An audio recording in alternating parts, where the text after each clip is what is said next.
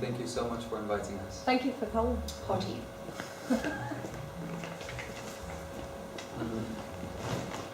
In the Indian Himalayas, near the Pindari Glacier, lived a holy man called Babaji.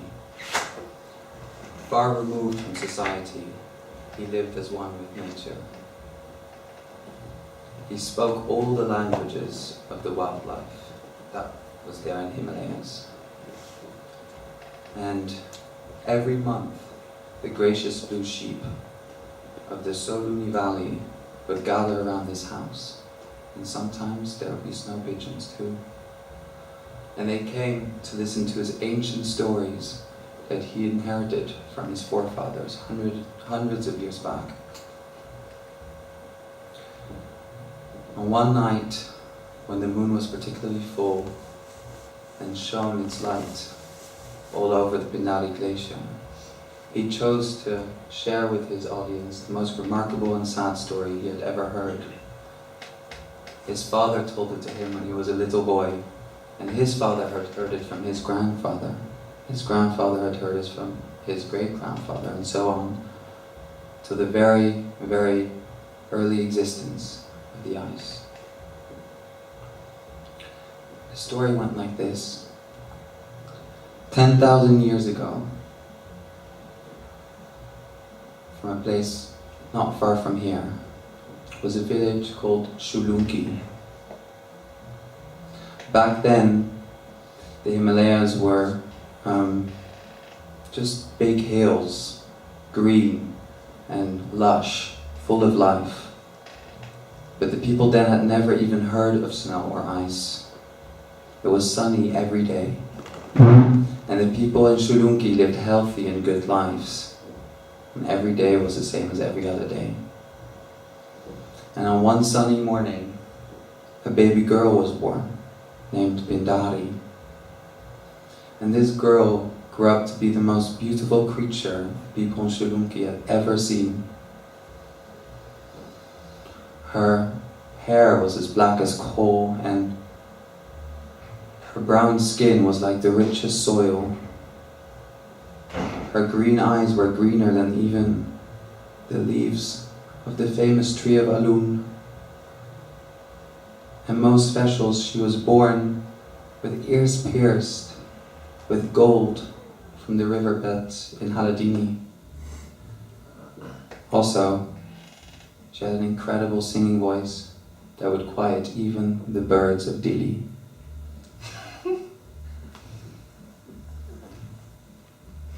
At age 16, Pindari had become a woman. And no one in the village of Shulunki could keep their eyes off her.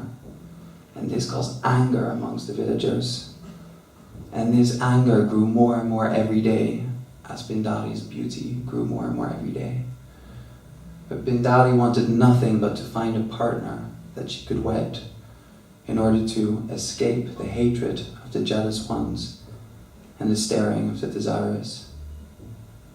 But no father wanted their child to wed Pindari due to jealousy, and no mother wanted their child to marry Pindari due to jealousy.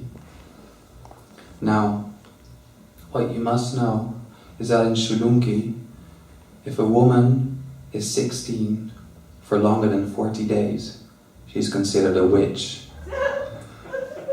and is cast away from the village. So on Pindari's 41st birthday of age 16, she was tied to her wrist and taken to the biggest hill in the Himalayas, where she had to await her fate.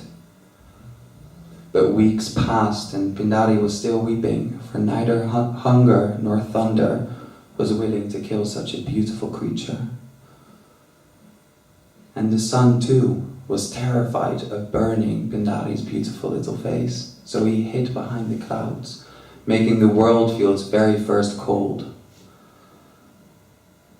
She begged the sun to come back to heat up the Himalayas again, but it refused. And so her tears froze, and so did her body. It froze so that nature could adore her beauty forever. As Pindari finished the story, he looked at his audience, at the gracious blue sheep and a couple of snow pigeons that were there. And he saw in their eyes a sense of compassion and newfound love for their glacier. And he said goodbye to his friends and went to bed peacefully. That night, at around 4 o'clock, he was awoken by a huge groaning. It was the glacier, and it was moving and shaking, and it would not stop. For days it continued. The glacier was moving, and Babaji knew that it was angry.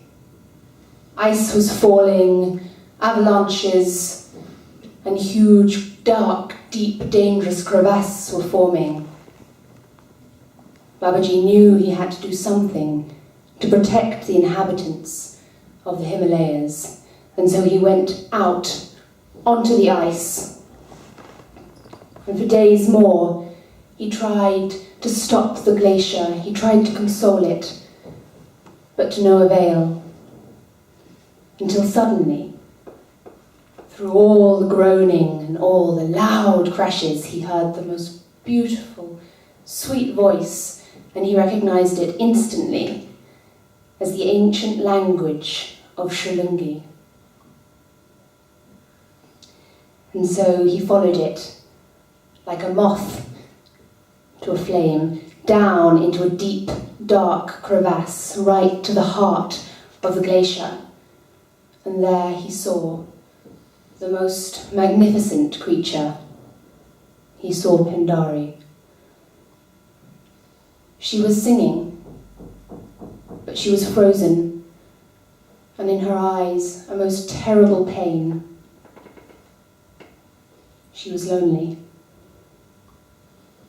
Babaji recognized this, and all he wanted to do was help her. And so, with the earth shaking and the ice falling, he went up to her and he kissed her on the lips. And instantly his body froze and became one with Pindari. Finally, the glacier stopped moving, and the inhabitants of the Himalayas were able to live in peace at last. Now, Pindari was now not alone. You can find our hats online, and we're ready to take Christmas orders. Thank you.